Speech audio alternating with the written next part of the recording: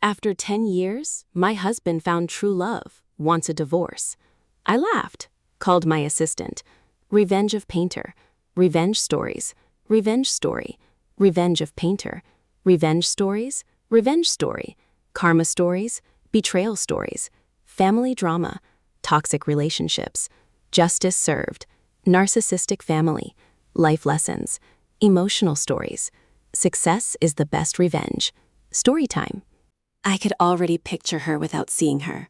Long hair, tight dresses, the kind of woman who tilted her head while listening to men talk and made them feel smarter than they were. "She makes me feel alive again," he said carefully. That sentence did it. Not the cheating, not the divorce. That sentence. Because while he was out feeling alive, I had been drowning quietly for years, trying to keep our life functioning. I handled the bills, the schedules, the house, his mother's medical appointments, the Christmas cards, the anniversaries he forgot, the emotional labor of an entire marriage balanced invisibly on my back, while he wandered around pretending adulthood just magically organized itself. And now he wanted to feel alive. I turned away before he could see the rage spreading across my face. "You want a divorce?" "Yes." There it was. Clean, final. The thing women hear in movies and imagine they'd react dramatically to. But real devastation is quieter than television. Real devastation sounds like the ticking of the kitchen clock while someone destroys your future. I looked down at my wedding ring. 10 years. Gone in a 5-minute conversation. "I already contacted a lawyer," he added gently. I laughed again, louder this time. That surprised him. "You planned everything," I said. "That's impressive." I didn't want things to get ugly. I turned toward him fully. "Ugly?" I repeated. He rubbed the back of his neck. "Claire, please." "No, seriously. You fell in love with a 26-year-old coworker, packed a suitcase before telling your wife, hired a lawyer behind my back, and now you're worried about ugly?" His face hardened slightly. "I didn't come here to fight." "Then why did you come here, Ethan?" He opened his mouth, but nothing came out. Because there was no noble version of the story, no elegant wording. He was a middle-aged man detonating his marriage because a younger woman made him feel exciting again. That was it. That was the truth. I walked to the sink and turned on the faucet just to hear something besides his breathing. "You know what's funny?" I said quietly. 3 weeks ago you forgot my birthday. That's not fair." I looked over my shoulder at him. "Oh, now we're discussing fairness?" He sighed heavily. "I stayed unhappy for years." That one landed. Because part of me already knew it was true. Not the soulmate part, that was fantasy. But the unhappiness? Yes. We'd both changed slowly over the years, like two people drifting in separate currents, while pretending we were still side by side. We stopped touching much, stopped laughing, stopped asking each other real questions. Our marriage became logistics. Efficient, functional, dead. But I stayed. I stayed because I believed commitment mattered more than temporary feelings. Apparently Ethan didn't. "When were you going to tell me?" I asked. "I'm telling you now." "No. When were you going to tell me before she forced the issue?" His expression flickered. There it was. Bullseye. "She wants you divorced," I said. "It's not like that." I actually laughed in his face then. "She's 26, Ethan. She doesn't want to date somebody's husband forever." He looked away. And suddenly I understood everything. Madison probably gave him an ultimatum. Choose. Her or me. And Ethan, weak, predictable Ethan, came home pretending this was some profound emotional awakening, instead of a middle-aged crisis with lipstick on it. The weird thing was, once I saw that clearly, I stopped feeling shattered. Angry, yes. Humiliated, absolutely. But shattered? No. Because the illusion died.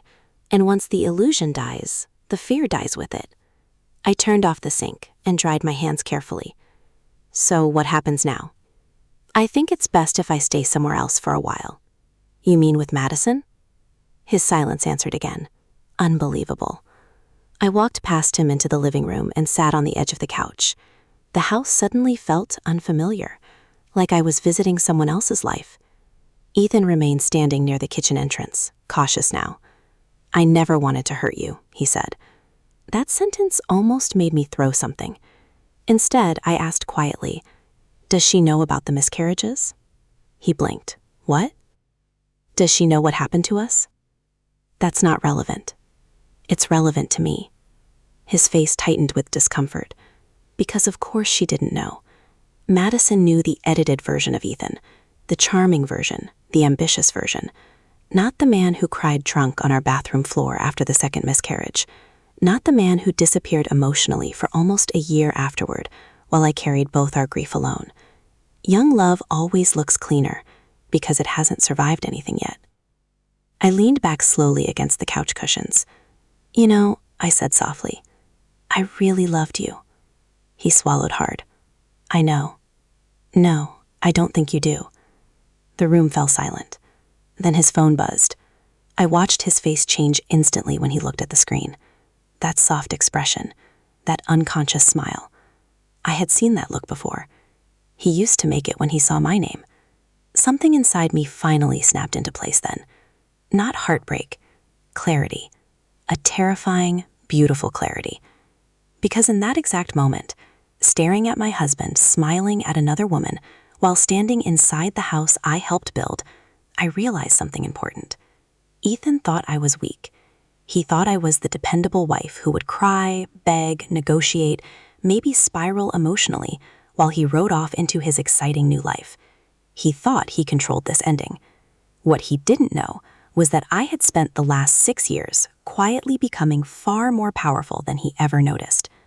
I watched him type a reply to Madison. Then I smiled, a slow, genuine smile. And for the first time since he walked into that kitchen, I started laughing. Not hysterically, not emotionally. Honestly. Confused, Ethan lowered the phone slowly. "Why are you laughing?" I stood up calmly, because suddenly this entire situation looked different from where I was standing. "You know what?" I said. "I think you should go."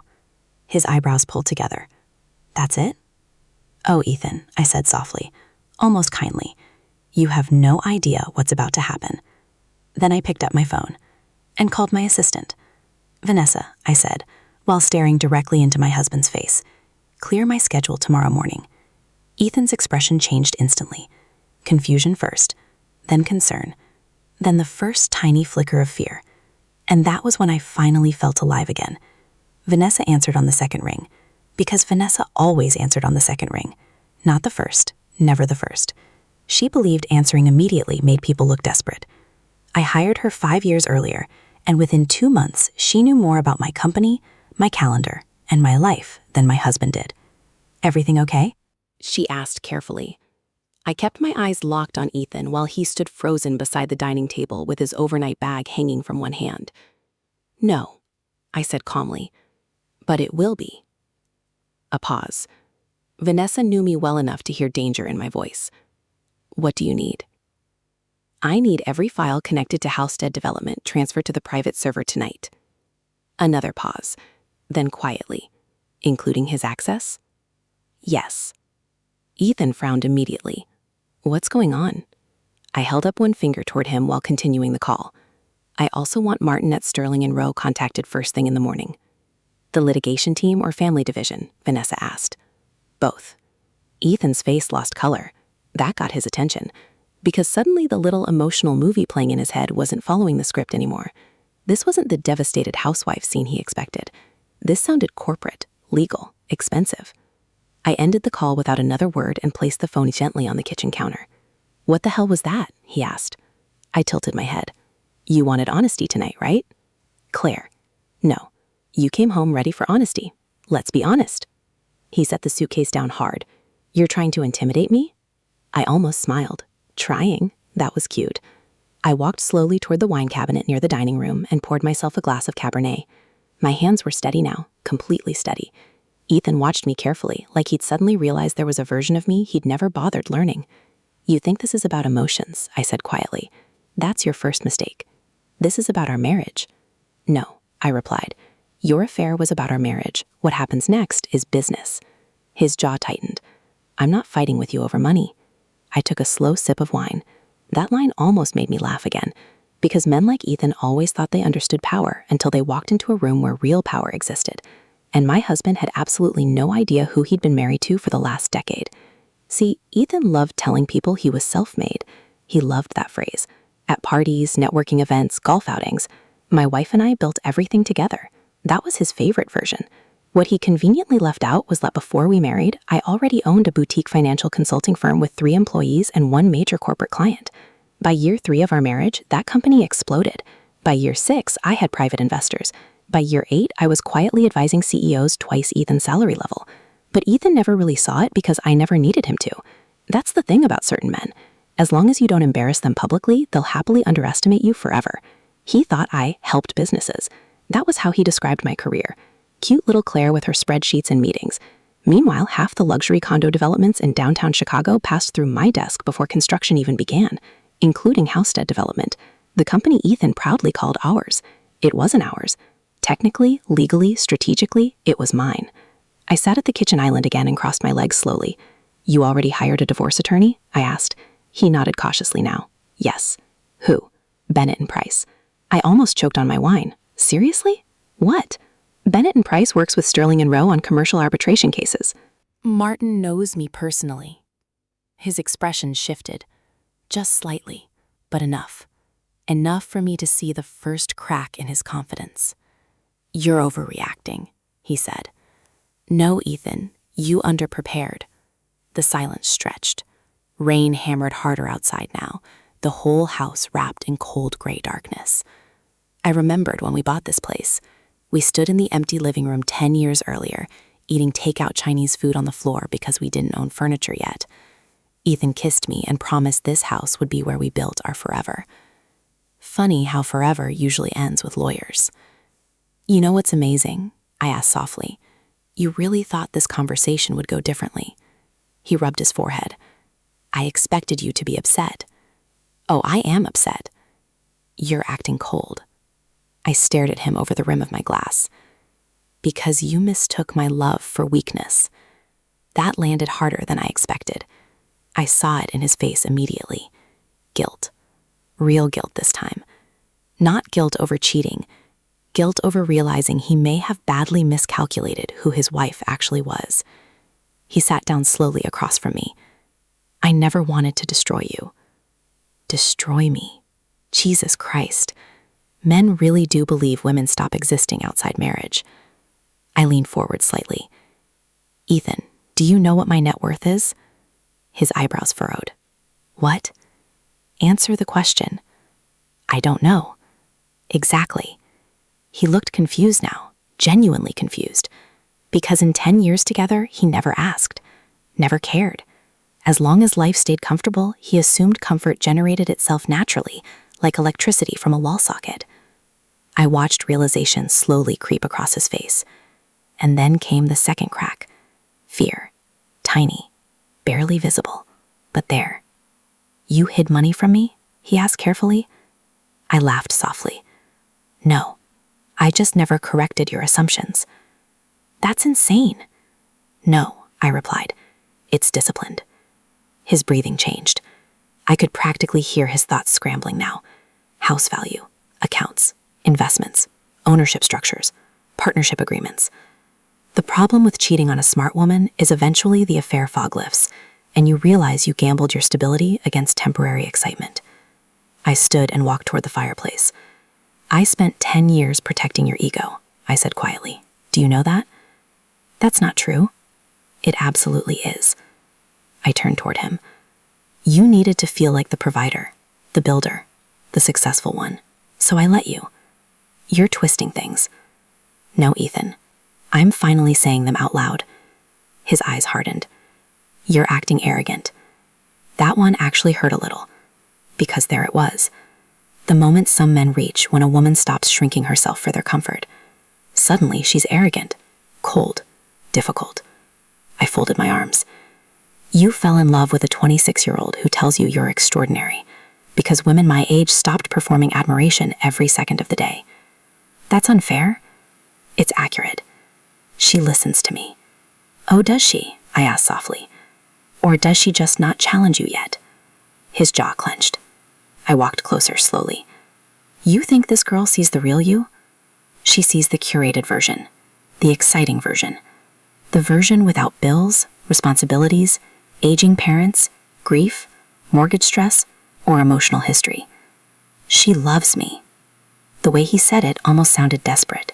Like he needed me to believe it so he could believe it himself. I nodded slowly. Maybe she does. That surprised him. Then I added quietly, but she doesn't know you. Silence again, heavy this time, the kind that fills entire rooms. He looked exhausted suddenly, older, less certain. And for one dangerous second, I almost pitied him. Then I remembered the suitcase, the lawyer, the secret apartment he'd probably already slept in with her, and the pity disappeared. I signed a lease, he admitted quietly. There it was, the final piece. How long? 2 weeks ago. I smiled bitterly. So while I was scheduling your mother's cardiology appointments, you were apartment shopping for your new life. His face twisted. Don't do that. Do what? Make me feel worse. I stared at him in disbelief. That was the moment I fully understood Ethan's problem. He genuinely believed his emotions were still the center of the room. Even now, even after detonating our marriage, he still wanted comfort, management, emotional cushioning. I sat back down slowly. No, I said softly. You should feel worse. His eyes met mine then, and for the first time all night he looked genuinely ashamed. I did love you, he said. Did. Past tense. I nodded once. I know. And part of me always will. I took another sip of wine.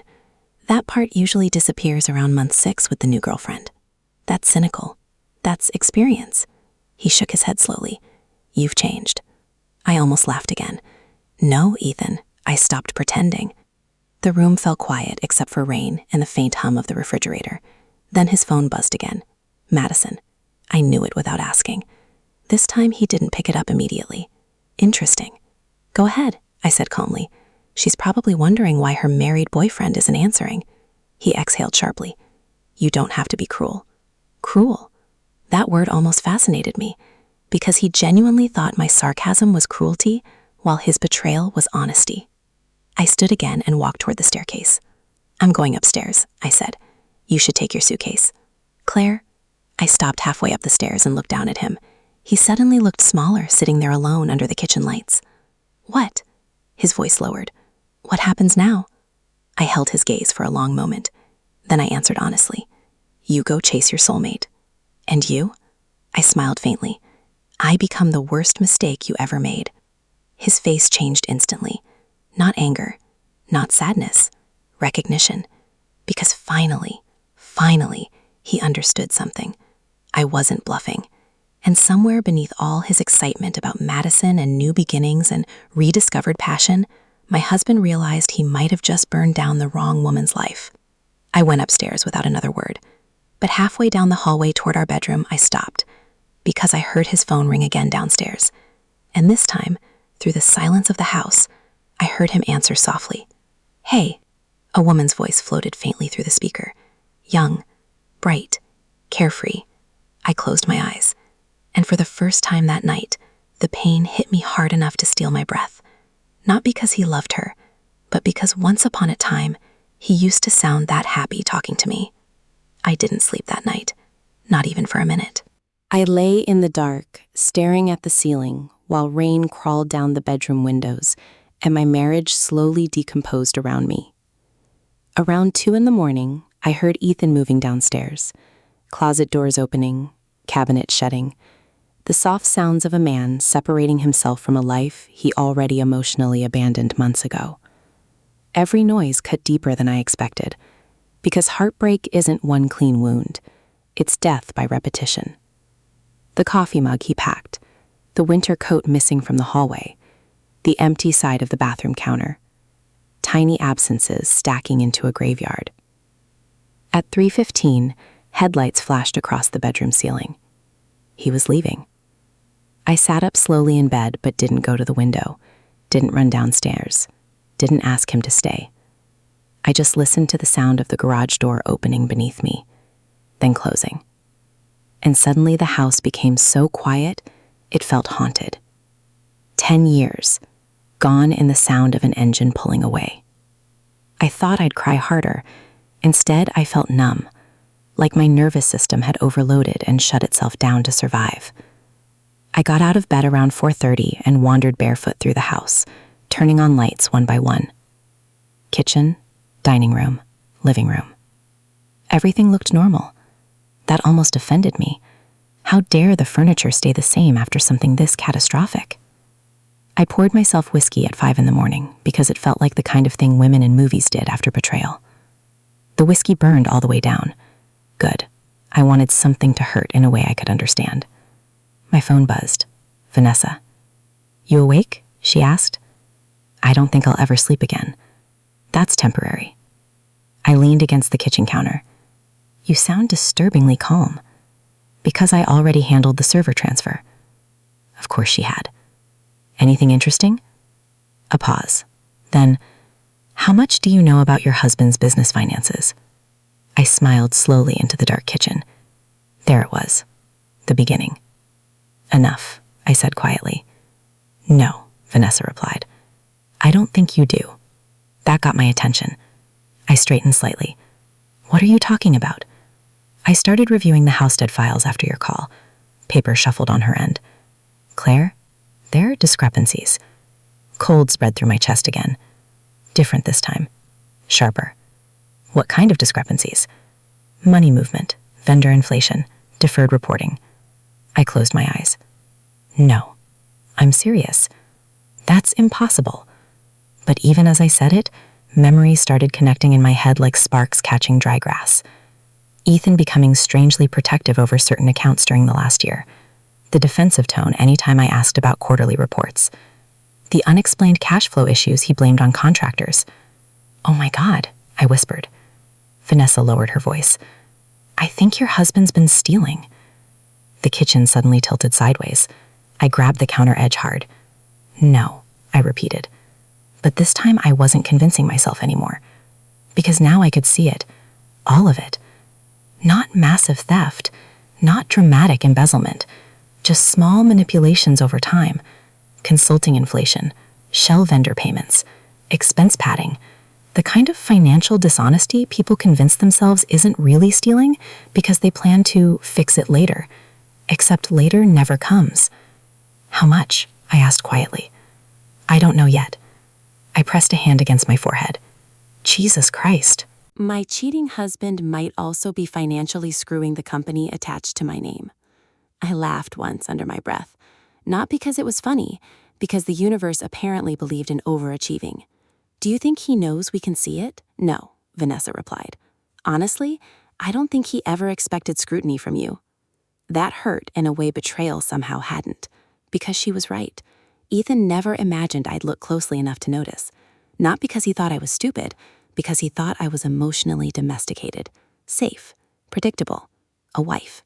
And wives, according to men like Ethan, exist to support narratives, not investigate them.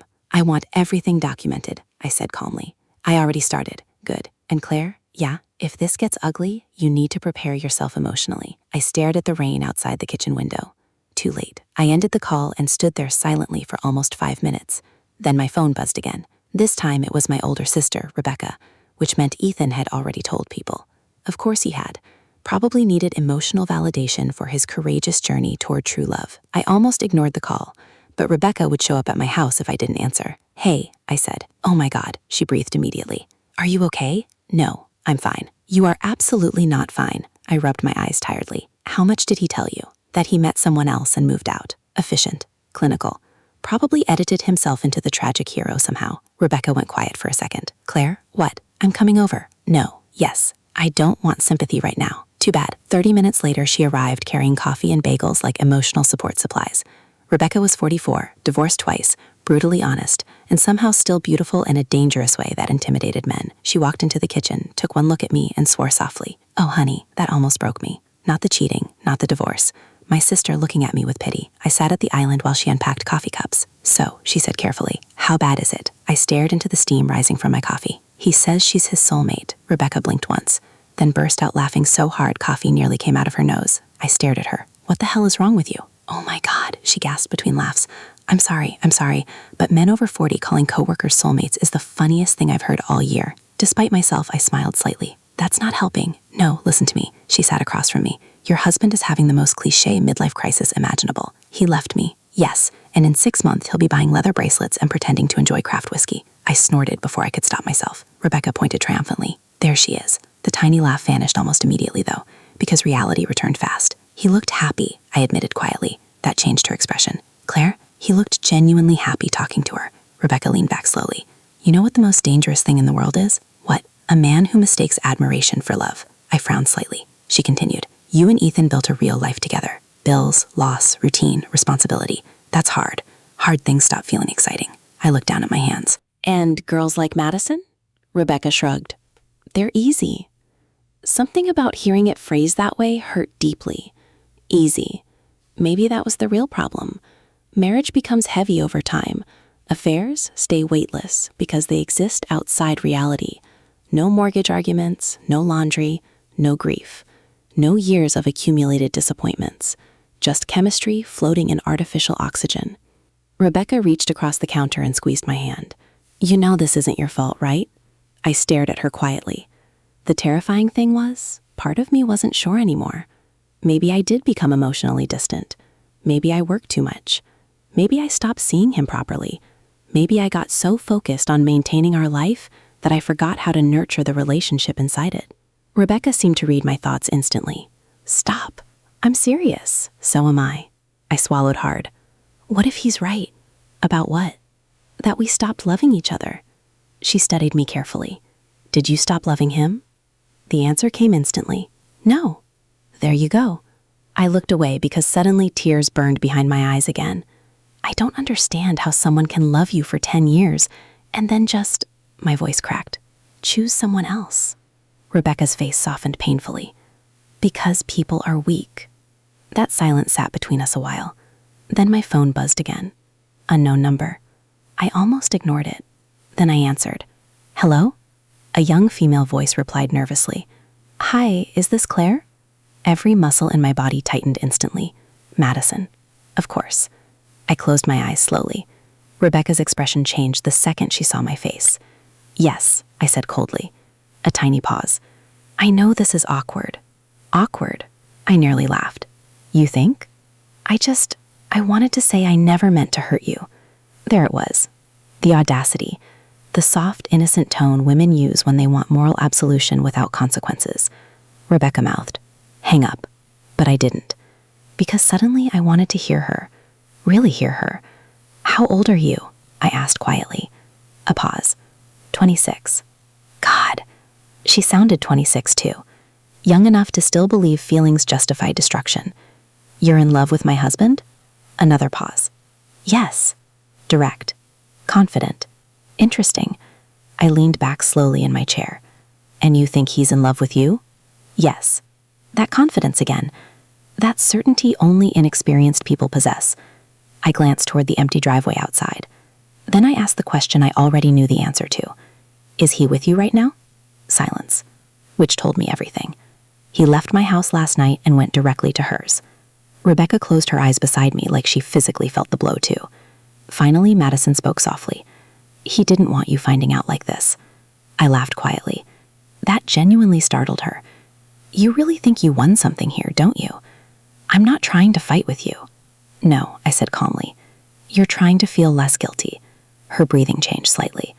Bullseye. I care about him, she whispered. I looked around the kitchen I built with Ethan. The house. The life.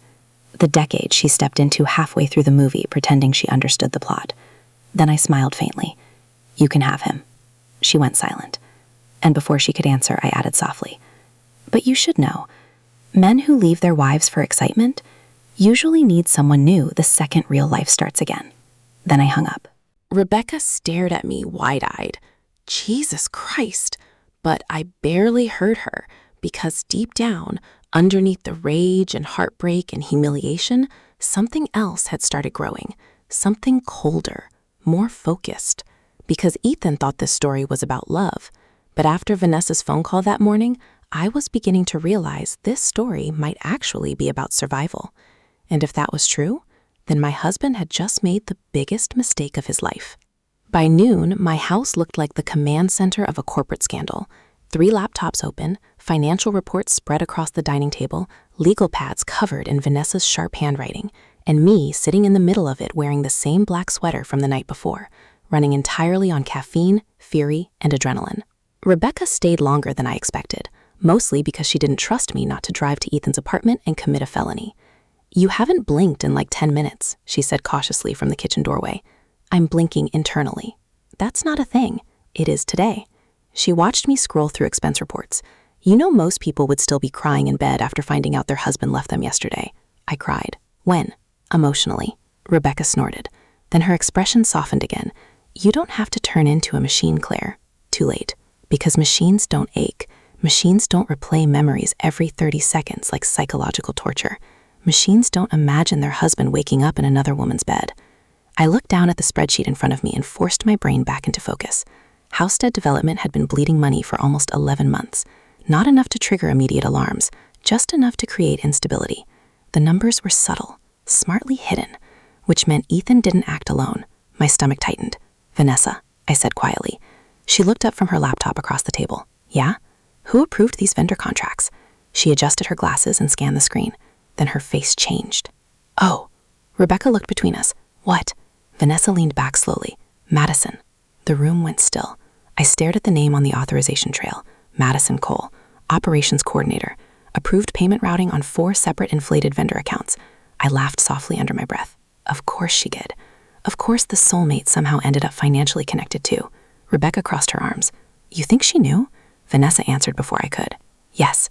I kept staring at the screen, because suddenly the whole affair looked different. Less romantic, more dangerous. Ethan always needed admiration, but he wasn't reckless with money alone. He second-guessed everything financially, which meant one of two things happened. Either Madison manipulated him, or they manipulated each other. Neither option ended well. My phone buzzed on the table. "Ethan." The room immediately tightened. Rebecca mouthed, "Don't answer." I answered. "Hello?" His voice sounded exhausted already. "Interesting. Why is my company access restricted?" I smiled faintly. "There's no your company anymore." "Claire, seriously." "No, Ethan, seriously." He exhaled sharply. "I have meetings today." "And?" "I need those files. You should have thought about that before sleeping with your subordinate." Silence. Then, "You're making this personal." I actually leaned back laughing. That might be the dumbest sentence ever spoken inside this marriage. "Listen to me carefully," he said, voice tightening. "You cannot lock me out of operations." "I absolutely can." "You're overstepping." "No," I replied calmly. "I'm auditing." Silence again. Then came the first trace of panic. "What does that mean?" I looked at Vanessa. She gave a tiny nod. "Game on." "It means financial irregularities were discovered." Dead silence. Not even breathing. That told me everything. Finally, he spoke carefully. "What irregularities?" There it was. Not "what are you talking about?" Not confusion. Specific wording. A guilty man trying to assess damage. I kept my voice smooth. "That's the question, isn't it?" "Claire?" "I'll let the forensic accountants answer it." His breathing changed. Tiny, but noticeable. "Don't do this." Interesting. Not "I didn't do anything wrong." Not "there's an explanation." Just "don't do this." I stood and walked toward the window overlooking our street. "You already did this," I said quietly. "This has nothing to do with our marriage." "It has everything to do with our marriage." "You're angry." "Yes." "And you're trying to punish me." I looked out at the gray Chicago afternoon while something dangerous settled deeper inside me. "No, Ethan," I said softly. "I'm protecting myself." He lowered his voice. "You could destroy everything." I closed my eyes briefly, and there it was, the truth. Not our marriage, not our love, not even Madison. His real fear was losing control, losing status, losing money. "You should probably call your lawyer," I said calmly. Then I hung up. Rebecca stared at me like she'd never seen me before. That was terrifying. Vanessa barely looked up from her screen. That wasn't terrifying yet. Rebecca blinked. "What does that mean?" Vanessa finally looked at her. "It means Claire hasn't even started." The scary part? She was right, because heartbreak had burned away hesitation, and underneath it, I found something colder than grief: precision. Around 3 that afternoon, Martin Sterling himself called me. Not his assistant, not a junior partner. Martin. That alone told me how serious this already looked. "Claire," he said carefully, "I reviewed the preliminary documentation." "And?" A long pause. "How attached are you emotionally to your husband?" I almost smiled. "That bad?" "Potentially worse." I sat slowly at the dining table again. Rebecca stopped pretending not to listen. "What did you find?" Several transactions routed through layered vendor shells connected to a private LLC. Cold flooded my veins. Whose LLC? Another pause. Then Martin answered carefully. Madison Cole Consulting. The room disappeared for a second. Not emotionally, physically, like my brain literally lost spatial awareness. Rebecca swore under her breath. Vanessa closed her laptop slowly.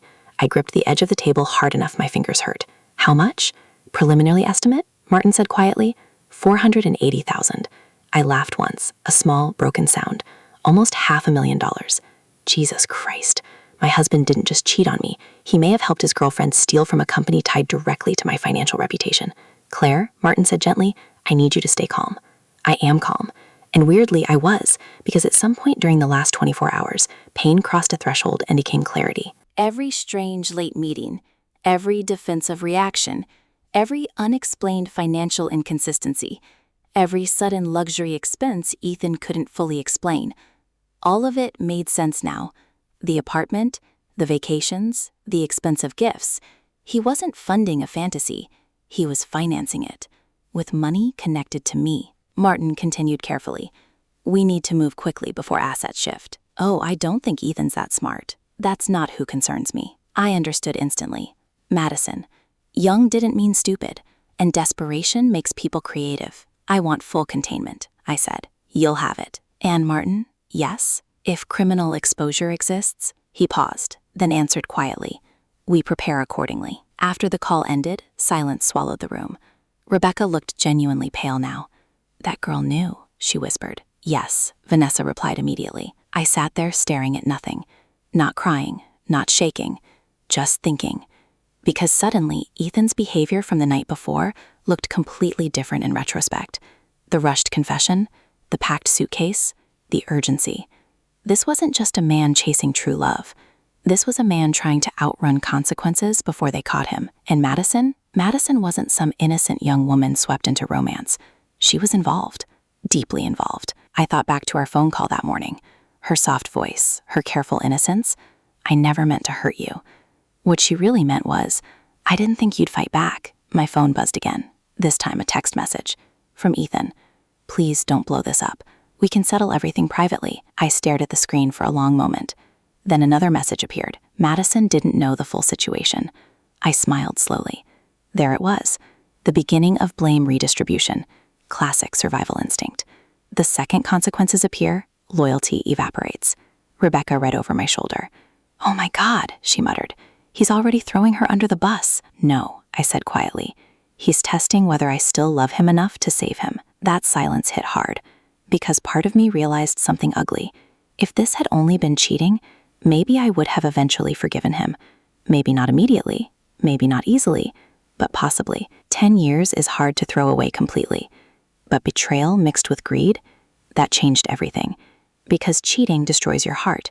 Financial deception destroys your trust in reality itself. I stood slowly and walked upstairs towards our bedroom, or what used to be our bedroom. His closet side sat half empty now. Drawers open, hangers missing, ghosts everywhere. I sat on the edge of the bed and stared at the indentation where he used to sleep. And suddenly, finally, the tears came. Not graceful tears, not cinematic tears, ugly ones. The kind that shake your ribs and make breathing painful. Because beneath all the anger and strategy and legal planning was one devastating truth. I still loved him. Even now, even after everything. I loved the man who brought me coffee in bed on Sundays. The man who held my hand at my father's funeral. The man who once drove 4 hours through a snowstorm because I casually mentioned craving a specific cheesecake from Milwaukee. That man existed, and somehow he also became this man. The liar, the thief, the husband building a new life with another woman while still sleeping beside me. I buried my face in my hands. And for the first time since this nightmare started, I allowed myself to grieve something terrifying. Not just the loss of my marriage, the loss of the version of Ethan I thought was real. Because maybe the cruelest part of betrayal isn't being abandoned. Maybe it's realizing you no longer know which memories were honest. My phone buzzed again beside me, another message from Ethan. Please, let me explain in person. I stared at it through blurred vision, then slowly typed back 4 words. You already explained enough.